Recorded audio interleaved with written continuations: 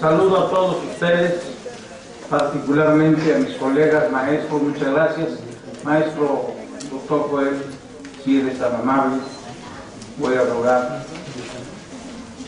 que ubiques en este presidium de altísima calidad para iniciar un trabajo académico de fundamental importancia.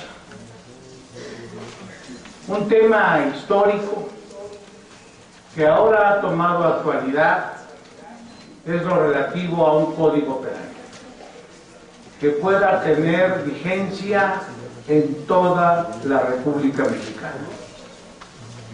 Sin duda hay antecedentes importantes y es claro que hoy por hoy ha sido motivo de ubicación para discutirse la propuesta en el que la Facultad de Derecho concretamente tiene sin duda la oportunidad de recordar que en tiempos pasados, en los años 50, se formalizó y posteriormente con mayor claridad en los 60 lo que se denominó el Código Penal Tipo a la aplicación en toda la República Mexicana. Fue un proyecto, pero marcó el antecedente. El día de hoy, bajo la tutela y la presencia como autoridad del maestro Miguel Ángel Vázquez Robles, nuestro secretario general, contamos con una excelente calidad en el presidio, que en lo particular quiero dejar constancia de mi agradecimiento al doctor Carlos Cuenca Dardón, al maestro sin duda que también nos va a impartir una conferencia, el doctor Elías Polanco Braga, a nuestro expositor inicial, el doctor Enrique Díaz Aranda, a quien también escucharemos, el doctor Moisés Moreno Hernández, pero quiero destacar la calidad de quien sin duda es un orgullo para esta Facultad de Derecho, quien ha sido presidente de la Suprema Corte de Justicia de la Nación, del Consejo de la Judicatura Federal y uno de los personajes más destacados en el ámbito del amparo mexicano, y que hoy por hoy es para nosotros, los que integramos el cuerpo docente, alumnado de esta facultad, el que sea uno de los más destacados maestros. Bienvenido, doctor Genaro Góngora Pimentel, muchas gracias.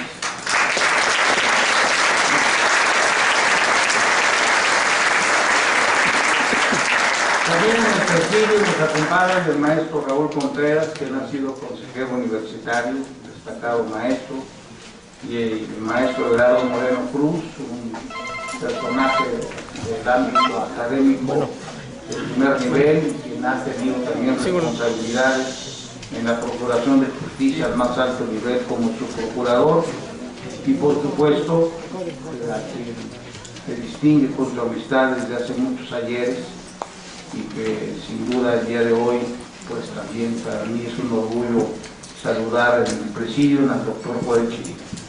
Para todos ustedes, colegas, muchas gracias, y quisiera ya entrar en detalle diciendo que se ha invitado de manera influyente, sin ninguna limitante, a todos los sectores que nos puedan dar sus puntos de vista sobre esta idea del Código Penal, tanto en el ámbito sustantivo como adjetivo, esto es penal y procesal penal.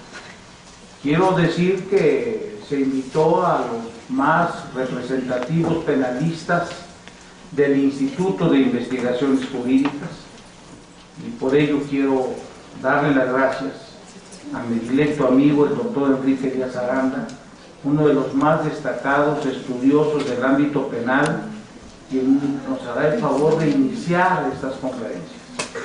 Las conferencias que el día de hoy van a ser orientadas y dictadas por nuestros destacados maestros de la Universidad Nacional Autónoma de México. y que el próximo lunes continuaremos escuchando a los sectores del ámbito judicial y de procuración de justicia a nivel nacional, e inclusive con la conferencia inicial del próximo lunes del presidente de la Suprema Corte de Justicia actualmente. En relación al doctor Enrique Díaz Aranda, que será nuestro primer conferencista, debo destacar que ha sido doctor en Derecho Penal por la Universidad Complutense de Madrid, además de doctor en Derecho de nuestra propia institución. Tiene una relación directa como discípulo con uno de los más destacados penalistas, que es el doctor Roxin. Es investigador de distintas instituciones de Alemania, fundamentalmente, donde se ha formado de manera muy profunda. Autor de 10 libros y de obras también de distinta calidad, sobre todo en el ámbito de los artículos jurispenalistas. Pronunciado conferencias al por mayor, que suman actualmente 400, además de estar en ámbitos de foros internacionales en Francia, España, Perú, Nicaragua. Son solamente algunos de los datos de quien actualmente es investigador titular del Instituto de Investigaciones Jurídicas de la UNAM y además embajador científico de la Fundación Alexander von Humboldt de Bonn, Alemania, y presidente de la Comisión de Derecho Penal de la Academia Mexicana de Ciencias Penales. Quiero, por favor, que recibamos con un aplauso, como se merece, nuestro agradecimiento al doctor Enrique Díaz Aranda.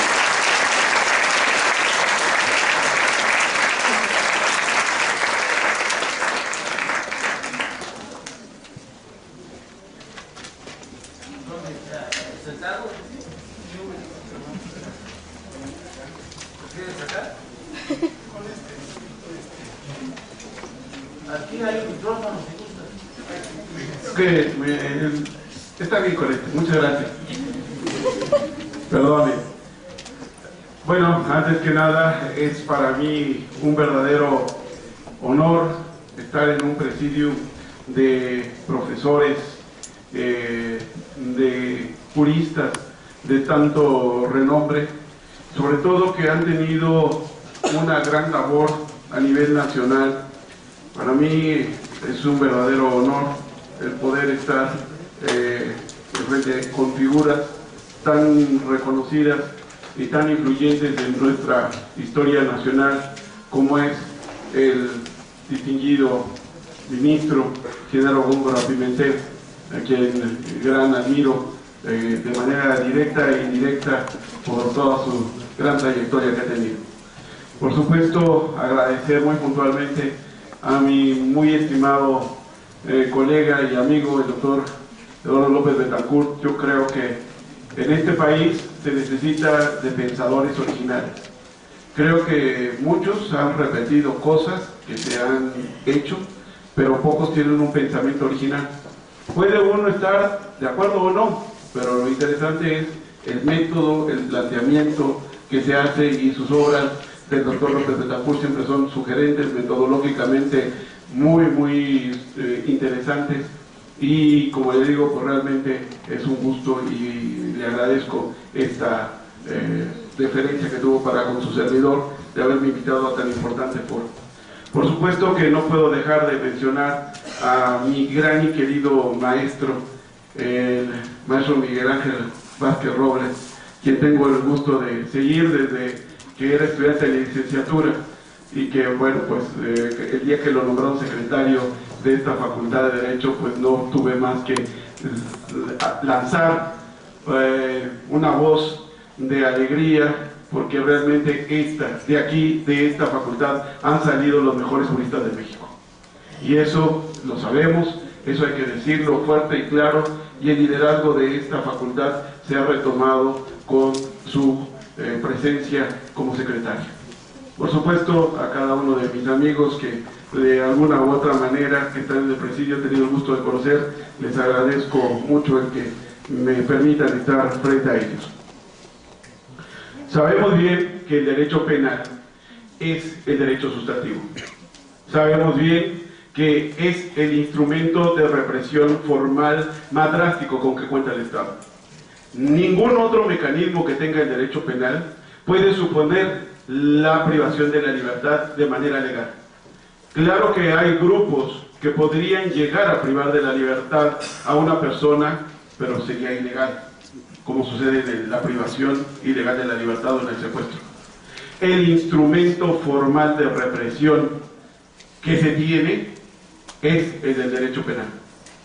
Por esa razón es que tal vez sea muy seductor para los gobiernos, tanto de los estados como federal, mantener ese control y no perderlo, porque de esa manera pueden sancionar penalmente a una persona, privándola de su libertad.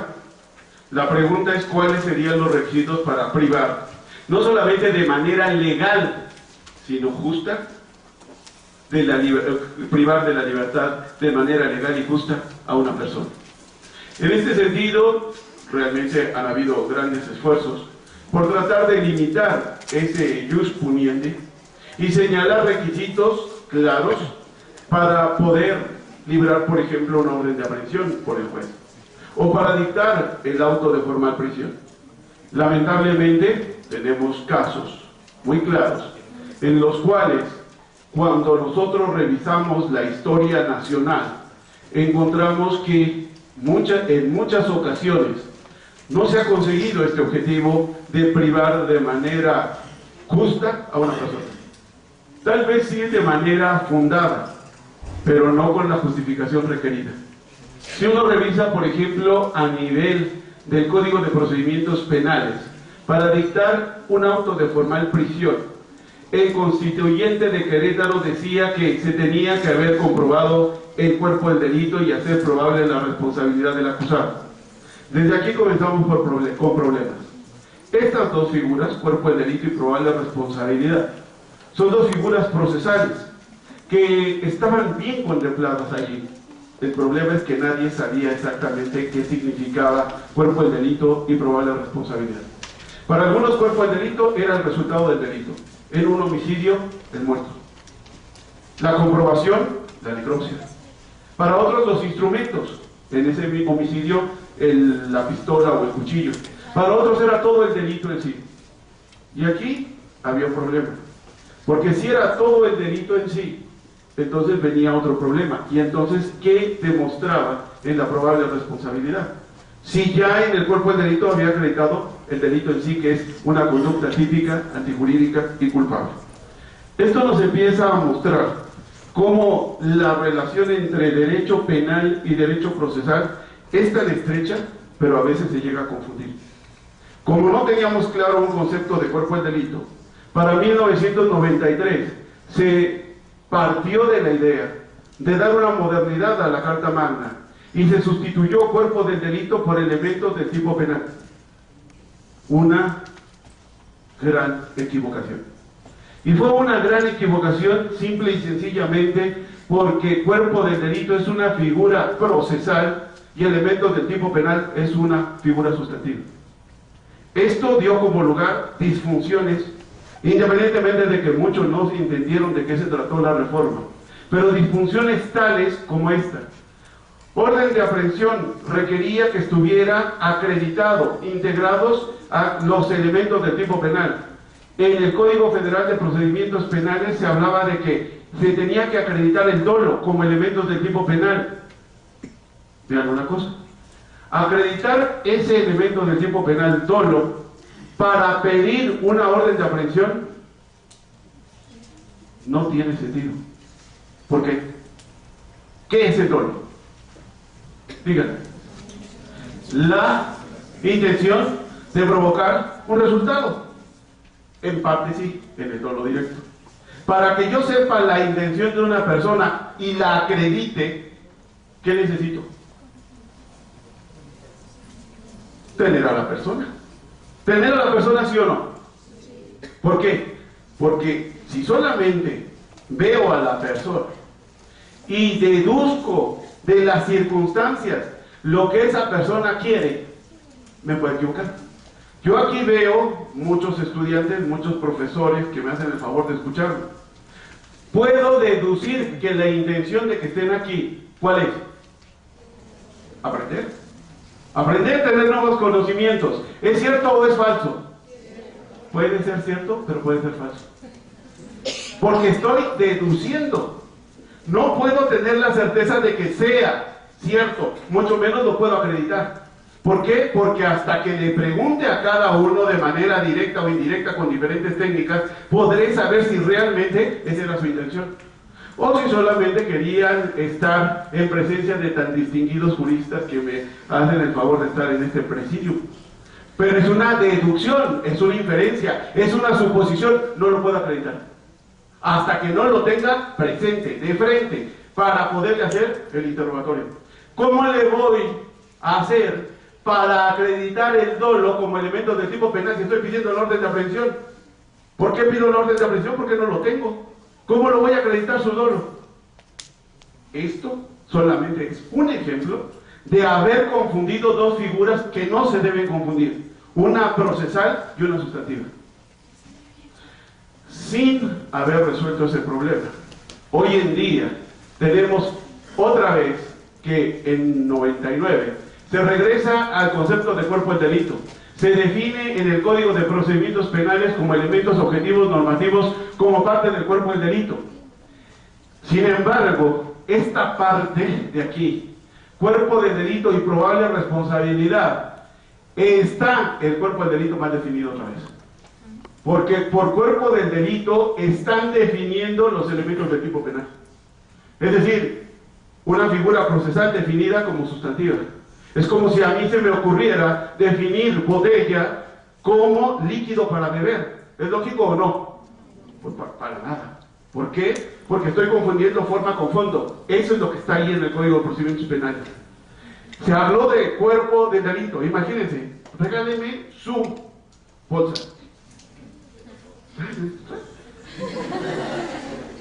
¿Me la regaló o no? Sí. ¿Hay cuerpo del delito de robo o no? ¿Qué es lo que se excluye? ¿El cuerpo del delito de robo o la responsabilidad penal de robo? Ah, porque fíjense, si el tipo penal, para que no se espante, porque se siente como pacas de billetes.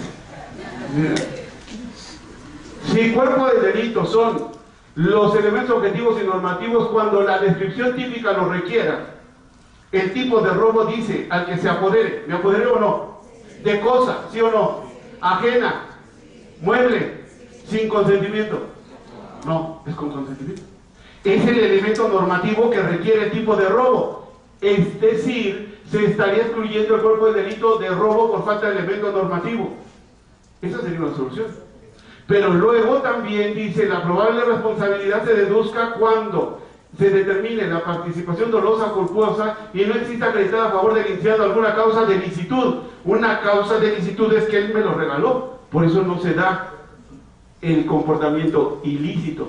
Están repitiendo en cuerpo del delito y responsabilidad penal lo mismo. Y esto ustedes lo ven reflejados en las resoluciones judiciales cuando se habla de que la probable responsabilidad se acredita con los mismos elementos que sirvieron de base para acreditar el cuerpo del delito, más esto. A ver, ¿y entonces en qué quedamos? Si voy a repetir ya lo que dije y nada más le voy a sumar cosas, pues mejor quitamos cuerpo del delito y me quedo con la responsabilidad penal. ¿Cuál es el problema? Estos son productos de una confusión que vienen desde la base de confundir lo que no se debe confundir, sustancia con forma.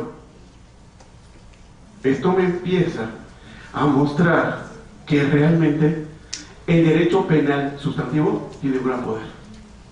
Tiene un gran poder que tenemos que unificar. Porque si no aclaramos qué es, y si no lo unificamos, vamos a tener grandes disfunciones. Mucho se habla del nuevo proceso penal acusatorio. Grandes discusiones se están dando en el Congreso en torno al Código Federal de Procedimientos Penales, que ahora parece ser que sí va a lograr ser Código de Procedimientos Penales único. Muy bien, me estoy fijando mucho en las formas, pero si al fondo no lo tengo bien, estoy destinado al fracaso. Porque de nada sirve que me cambien esta botella, que es corriente tomar de ella, por este vaso, que es más fino, si mi sustancia no está bien. Si en este vaso fino yo le pongo cianuro y me lo tomo, ¿qué pasa? Se muere. Se muere. ¿Por qué? Porque por más elegante que esto parezca, es envenenado. Y este es el problema de este derecho penal nacional. ¿Por qué? En ese afán de retomar y mantener el poder punitivo del Estado para sancionar lo que se quiera, no se ponen a pensar que el derecho penal no es política. El derecho penal, antes que nada, es un instrumento para proteger a la sociedad de las conductas lesivas que más le agreden, que más le ofenden, que más le preocupan. Esto tendría que entender un buen representante de la sociedad, sea diputado o senador. Pero a veces, en una demagogia que no se entiende bien, se utiliza el derecho penal no solamente como fuente de represión, sino como fuente de demagogia. De estas dos cosas me voy a ocupar a continuación. Vean ustedes. El derecho penal protege bienes jurídicos fundamentales. Eso nos lo han dicho siempre. Pero hay que tomar en cuenta de dónde viene. Un bien jurídico fundamental de origen es un bien que vale para toda la sociedad. Un bien indispensable para todos los miembros de la sociedad. Es decir, da igual si sea menonita, cristiano o lo que sea. Le puede importar y le importa a él como a mí. A cualquiera. Vale para todos. Por ello, es que cuando voy a tomar cuáles son esos bienes fundamentales, no puede ser sectorizado. Ese bien fundamental vale igual para todos y por tanto la sanción, la reacción es igual, solo con pequeñas variaciones.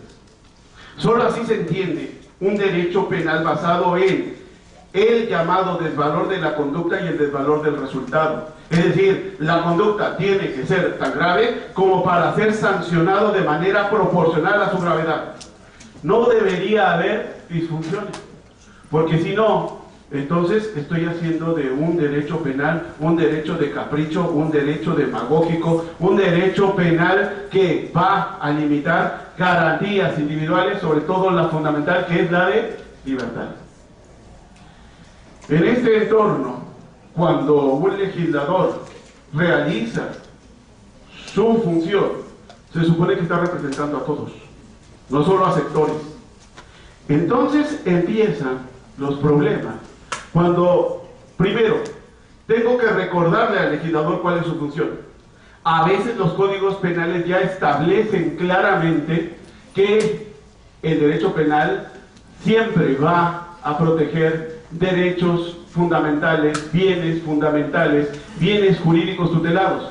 Hay códigos de procedimientos penales que no lo dicen, hay códigos penales que no lo dicen, pero no importa, puesto que el concepto de bien jurídico tutelado no necesariamente tiene que ser expreso en el Código Penal. Se puede derivar de una interpretación sistemática. ¿De dónde? De la Constitución. Pues hay que recordar que la Constitución nos establece clara y abiertamente cuál es este fin del derecho penal. Cuando uno empieza a revisar esto, encuentra que códigos penales como el Distrito Federal sustentan que el bien jurídico es la base del derecho penal en el artículo 4, como lo dice el mismo artículo 4 del Código Penal de Chihuahua. Pero si no lo dice, hay que tomar en cuenta que el artículo 39 de la Constitución establece que la soberanía nacional reside esencial y originariamente en el pueblo.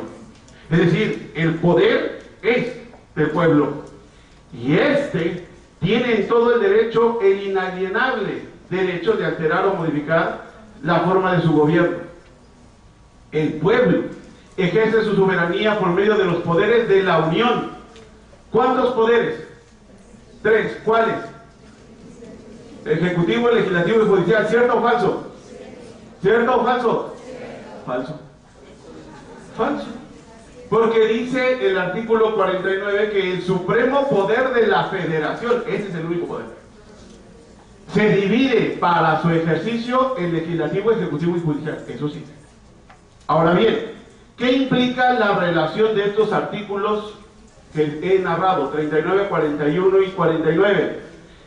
Que el Estado no tiene esencial y originariamente el poder, sino que es un poder delegado de la soberanía del pueblo.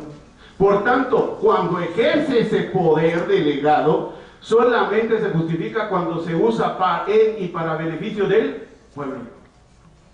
Por lo cual, cuando el Congreso ejerce su facultad prevista en el artículo 73 y establece delitos y faltas contra la Federación y los castigos que se deben imponer, tiene que ser un ejercicio de esa facultad para determinar delitos y penas, siempre y cuando el bien jurídico que está protegiendo es un bien que ha sido reconocido como de importancia para todo el pueblo que representa, no solamente para unos.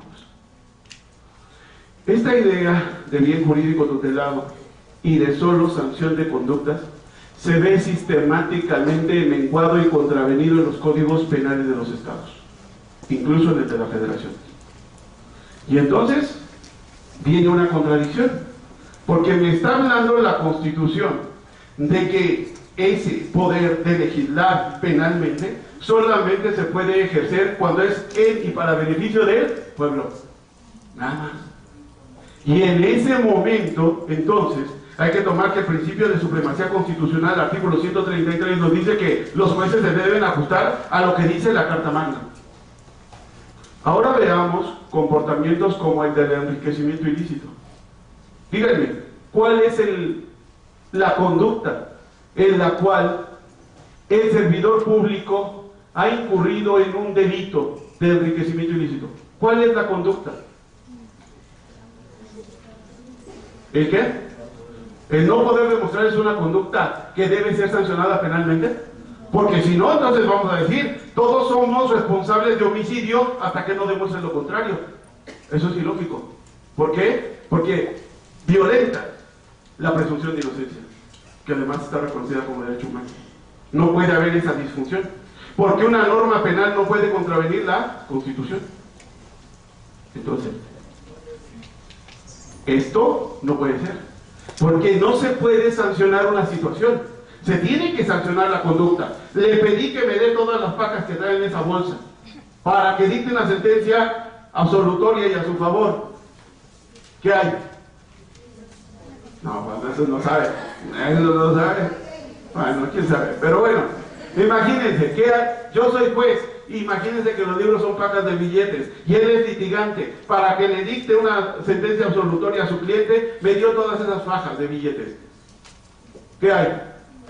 ¿Un cohecho? Eso es un cohecho. Tengo a mi disposición una serie de bienes del Estado y los utilizo para un fin personal y no para el que están destinados. ¿Qué hay? Peculado. Eso ya está previsto. ¿Cuándo hay enriquecimiento ilícito? Cuando el Estado no puede demostrar que hubo cohecho, peculado, ejercicio indebido de funciones, es decir, cuando no pudo probar. Ah, pero espérame, en un Estado de derecho toda persona se presume inocente hasta que no se demuestre lo contrario. ¿Qué quiere decir? Que estoy supliendo con el derecho penal una falta de investigación para saber cuál fue la conducta ilícita. Y esos abusos no debe tener el derecho penal. No me lo van a creer, pero en el tiempo de Vicente Fox, harto el presidente de que se mofaran de Martita Sagún y de este señor, se les ocurrió iniciar un proyecto de reforma por el cual se iba a sancionar penalmente a la persona que se mofara en público de la pareja presidencial, con pena privativa de libertad de 6 meses a 2 años. Díganme, ¿dónde está la gravedad de la conducta? ¿Y dónde el bien jurídico tutelado? ¿Nos interesa mucho la imagen del presidente? Bueno, las mujeres ahora con Peña Nieto, sí, ¿verdad? Pero tanto como para llevar a un derecho penal y una sanción, no se justifica. Esto a lo que me conlleva es que necesito establecer una legislación penal uniforme, porque la Constitución me está señalando que los ciudadanos debemos tener certeza jurídica. ¿Cómo puedo entender que en un lugar de una manera se sanciona o se contempla la comisión de delitos y en otra de manera dispar? La idea de que un yucateco es distinto a un juarense, o que una persona del Estado de México es muy distinta a la de uno de Tijuana o al de uno de Oaxaca. ¿Será cierto o no? ¿Son distintos o no? Sí, sí, ¿cómo no? Sí. Oigan, y nada más, o sea que una persona que vive en Berlín es igual que un bávaro. No, no. ¿Son distintos? Sí. Tienen, culturalmente sí, pero tienen intereses iguales. Tienen intereses iguales. Cuando yo puedo sacar esos intereses iguales, es porque es un bien fundamental para todos. Entonces merece la protección penal, porque es básico para la vida en sociedad, y por tanto entonces sí puedo incriminar la conducta que lesiona o pone en peligro ese bien jurídico tutelado. Si no, no. Si no, no. Si no respondo de manera facciosa y parcial, no a un interés social, sino a un interés de grupos, y para eso no es el derecho penal. En ese punto entonces, un catalán también será muy distinto a un madrileño, pero a todos les interesa que se proteja su vida, ¿o no? Da igual. ¿Por qué? Porque eso es un bien fundamental. Si todo lo que acabo de decir es cierto, entonces vamos a demostrarlo. Veamos un poco de las disfunciones que presenta el derecho penal en nuestro país. Por ejemplo, en el homicidio calificado. Si ustedes ven en esta tabla, dice Zacatecas que en un homicidio calificado con premeditación, alevosía, ventaja y traición se sanciona con pena de 16 a 30 años de prisión. Vean en Colima estamos hablando del mismo delito, pero se sanciona de 35 a 50 años. Es decir, ni siquiera la máxima pena de Zacatecas alcanza la mínima de Colima. Entonces, ¿qué hago? ¿Me lo llevo de Colima y lo mato en Zacatecas? Digo, y que entonces ya le rebajé a la mitad la vida, el valor de la vida de la persona. Esto no puede ser. Esto no puede ser. Ahora vean, en Morelos se sanciona de 20 a 70 años de prisión. O sea, ya es impresionante. 20 a 70, o sea, más de 16, más de 50, hasta 70 años de prisión. Es decir, estamos hablando de más de triple. ¿Cómo puedo llegar a más de triple? Es como si hubiera matado a 3 en homicidio calificado. Estas disfunciones, ojalá y solamente se vieran en el homicidio calificado, donde aquí tengo una tabla comparativa del rango máximo de diferencia. Fíjense, diferencias entre 25, 30, 25 años, 15, 14.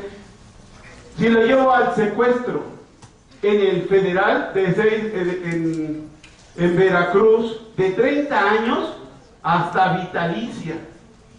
Y en el de Querétaro, de 6 a 35 años de prisión. Si lo veo en la privación ilegal de la libertad en Colima, de 5 a 6 años, pero en San Luis Potosí, de 10 a 30 años. O si lo veo en otros delitos, que por el tiempo ya no voy a pasar, violación, etcétera, puedo observar también una disparidad de penas y de conductas. Esto no me justifica la intervención del derecho penal de esa manera tan desigual, porque estamos hablando de los bienes fundamentales que son fundamentales para todos.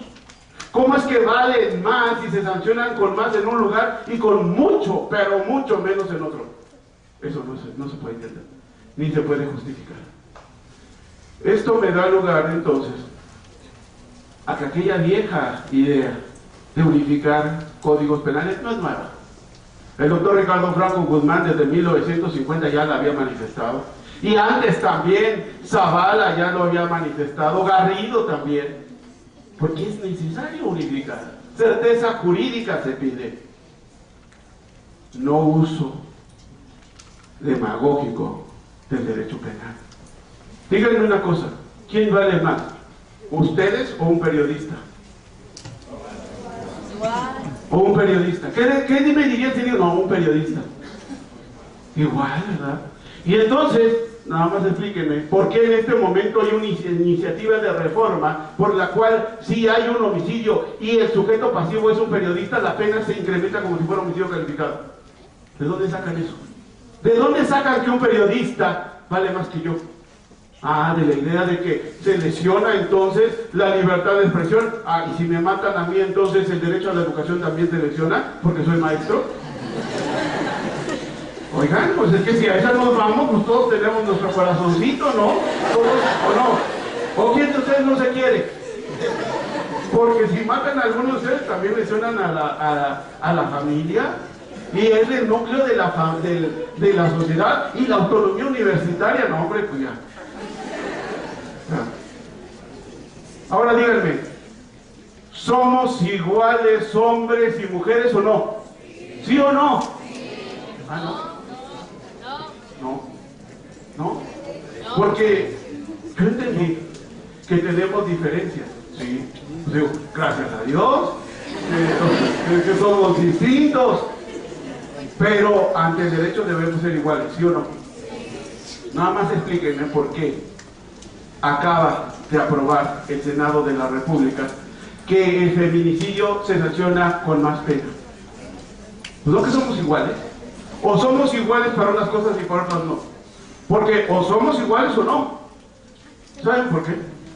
Porque con eso se pretende acallar ese grito que alzan las mujeres y que tienen razón de que el feminicidio debe parar ya, sí, pero no solamente el feminicidio, sino también el homicidio. Debe parar el clima de violencia, pero no por eso. No para acallar ese reclamo social, utilizo demagógicamente el derecho penal para decir, ya está, mira, ya, aquí lo voy a sancionar muy gravemente, hasta 70 años de prisión. Eso no puede ser. Eso no puede ser por una razón. Si yo me voy por la vía de incrementar penas como las que les he demostrado, que van de 60, 70 hasta vitalicia, se me olvida una cosa. La reforma de junio de 2011 me reconoce, me incorpora derechos humanos a la Carta Magna. Y el artículo 18 reformado me está planteando claramente que el fin de la pena es la reinserción social. ¿Cómo voy a reinsertar a una persona que cumplió cadena vitalicia?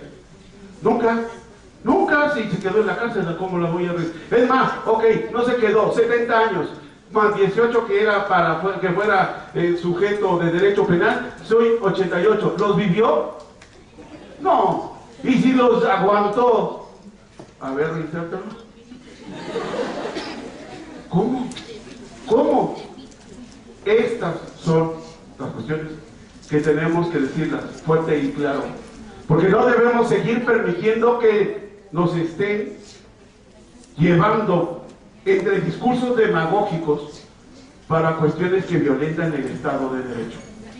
Un derecho penal único es fundamental para un Estado de Derecho. Es fundamental que desde un lugar tan importante y tan mítico como lo es la Facultad de Derecho, se levante la voz y se le haga saber a los representantes de la sociedad que tienen el deber de cumplir con su obligación y no andar con demagogias. Por eso celebro que el doctor Eduardo López Betancourt me haya hecho esta invitación, porque si hay una cátedra y hay un lugar donde estas cosas se pueden decir de manera franca, abierta y libre, es la universidad. Yo creo que en la vida se pueden conseguir cosas siempre y cuando sumemos esfuerzos. Y hay que reconocer los esfuerzos. Yo en este momento quiero reconocer la gran labor de mis alumnos del grupo 17 de la asignatura de teoría de la ley penal y del delito, quienes me ayudaron en muchas de estas cosas a tener esta información. Porque gracias a ellos hoy pude compartirles estas consideraciones. Muchísimas gracias.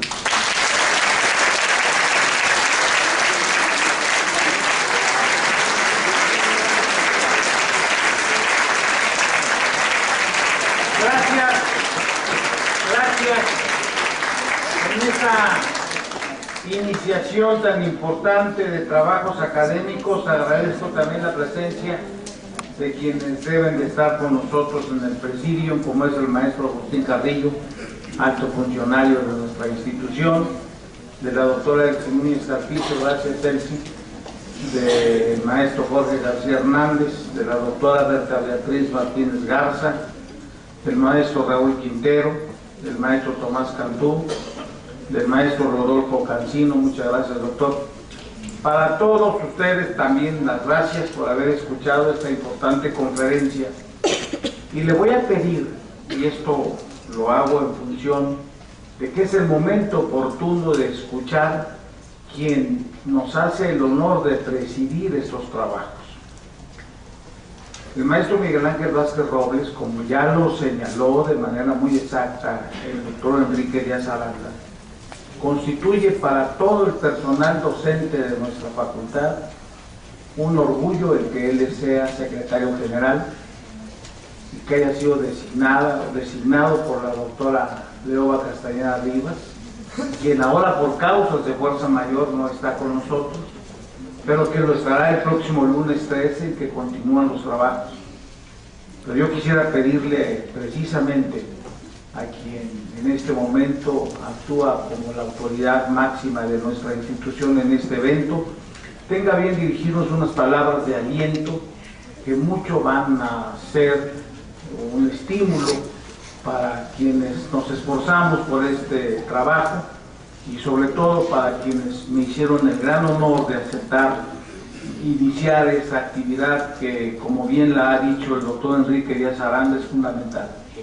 La voz de la Facultad de Derecho debe ser escuchada con planteamientos tan claros en esta extraordinaria conferencia que se ha iniciado con el doctor Enrique Díaz Aranda, a quien públicamente le agradezco, pero le quiero rogar, por lo tanto, a nuestro directo secretario general nos haga favor de expresar oficialmente la apertura de estos trabajos si estuviera bien.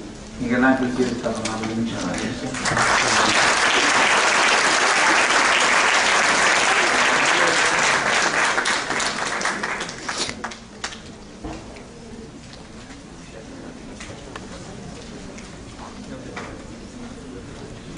Buenos días.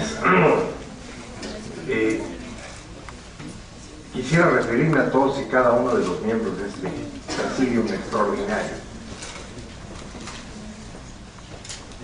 Empezando con don Genaro Góngora Pimentel, quien, además de su gran característica de educador, como maestro extraordinario.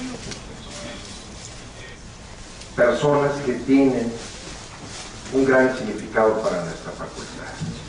El maestro Raúl Contreras Bustamante, quien hace grandes esfuerzos para estar con nosotros y impartir su cátedra. El maestro Gerardo Moreno Cruz, quien fue mi maestro, aunque ahora es más joven que yo, porque está muy bien conservado, pero que yo recuerdo, entre otras cosas, que cuando fue mi maestro, hablo del año de 1968, era un chamaco, yo un niño, pero dejó huellas en mi persona muy especial, sobre todo de una persona dedicada. A mí, como dicen los muchachos, me apantallaba porque pasaba la lista de memoria. ¿Cómo ven ustedes? Y éramos como 80, definitivamente aspectos fundamentales. Don Joel Chirino Castillo, mi gran amigo, un extraordinario abogado, maestro y notario, quien también hace su mejor esfuerzo por estar con nosotros. Desde luego, Moisés Moreno Hernández, un doctor muy prestigiado, maestro y gran estudioso de esta materia. Enrique Díaz Aranda, ¿qué puedo yo decir de él si ustedes ya lo vieron?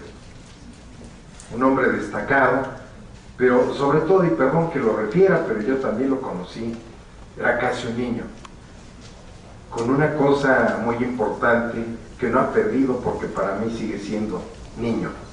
¿Y a qué lo refiero?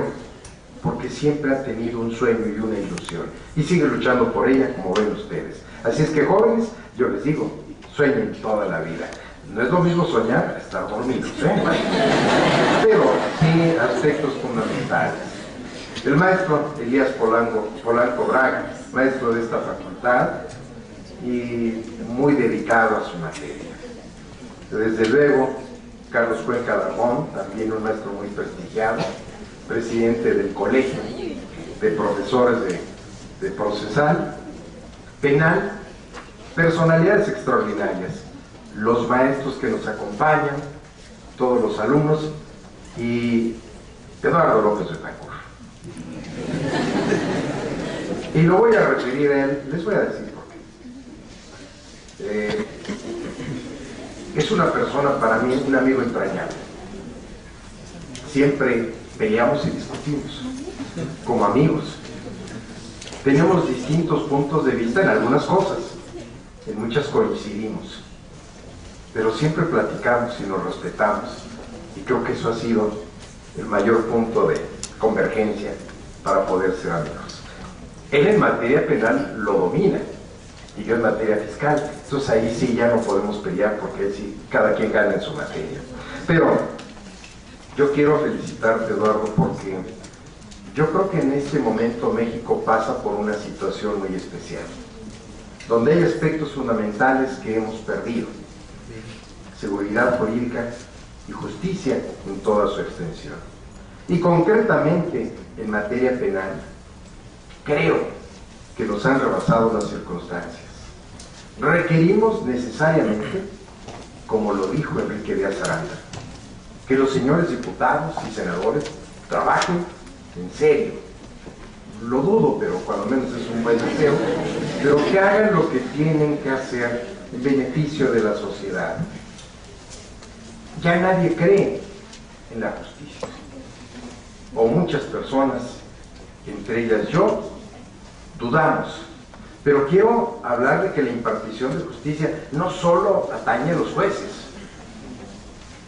porque los jueces luego son víctimas de una mala integración, de una mala investigación, y luego víctimas de aplicar la ley, donde tienen una camisa de fuerza y no pueden hacer más que lo que la ley les permite.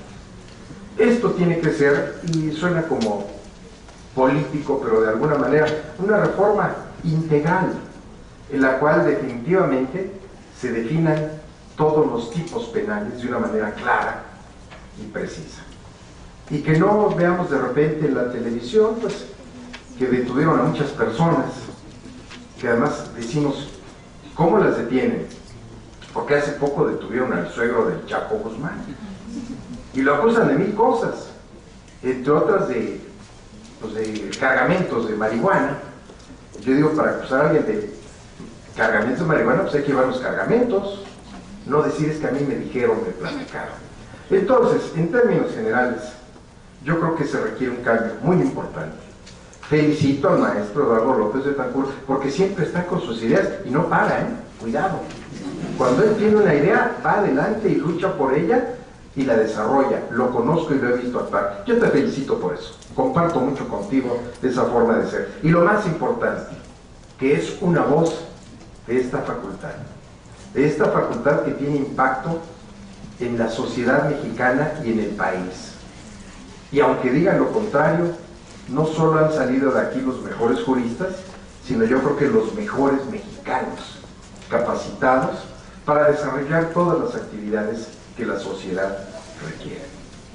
Yo estoy seguro de que, incluyendo este cartel tan extraordinario de ponentes, el resultado será maravilloso, y estoy seguro que el maestro López Betancourt va a publicar las memorias, como siempre lo hace, y seguramente nos va a obsequiar un tomo para que nos podamos recordar. Así es que les agradezco mucho su presencia, felicito a todos y cada uno de los participantes y a nuestro gran promotor, que es Eduardo López Betancourt. Gracias y buenas noches.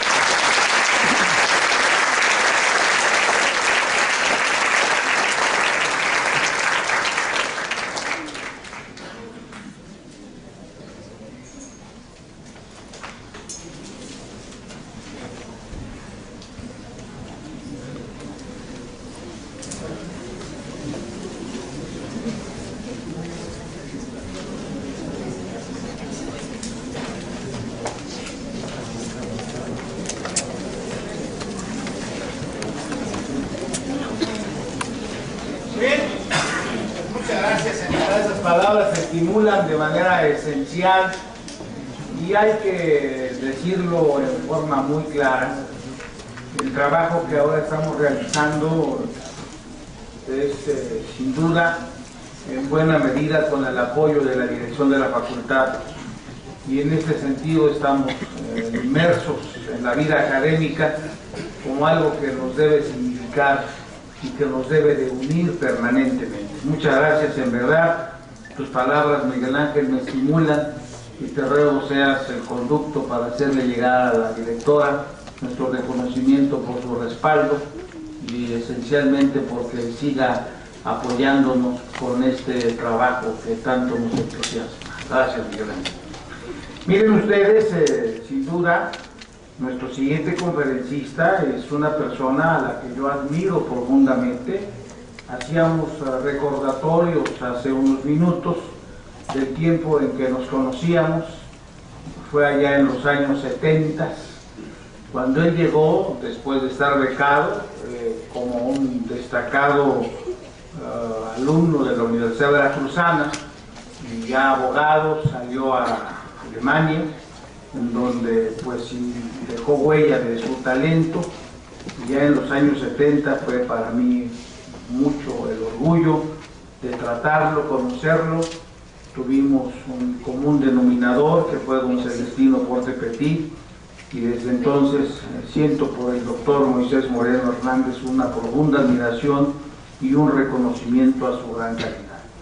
Ha sabido combinar la academia con diversas responsabilidades públicas. Ha sido su procurador, tanto en el ámbito de toda la República como del Distrito Federal, presidente de la Academia Mexicana de Ciencias Penales, director general de Estudios y Proyectos Normativos de la Secretaría Técnica del Consejo de Coordinación para la Implementación del Sistema de Justicia Penal. Pertenece a la Asociación Internacional de Derecho Penal, a la Asociación Nacional de Doctores en Derecho, a la Academia Mexicana de Ciencias Penales, a la Asociación Internacional para el Estudio de la Justicia. En fin, su actividad académica es altamente reconocida.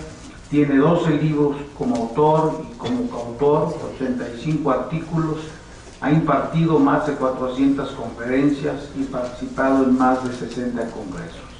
Vuelvo a decir, el doctor Moisés Moreno es obligado señalarle como uno de los más importantes penalistas de nuestro país. Por ello lo habremos de escuchar con mucha atención en estos puntos de vista, esencialmente porque ahora está trabajando muy cerca en el Senado de la República, donde está precisamente en el tema del Código Penal, en el ámbito procesal, pero que evidentemente también está con un conocimiento pleno en el ámbito en general del derecho penal como una alternativa en el renglón nacional, como ya se ha expuesto. Moisés, te recibimos con un aplauso. Muchas gracias por estar con nosotros.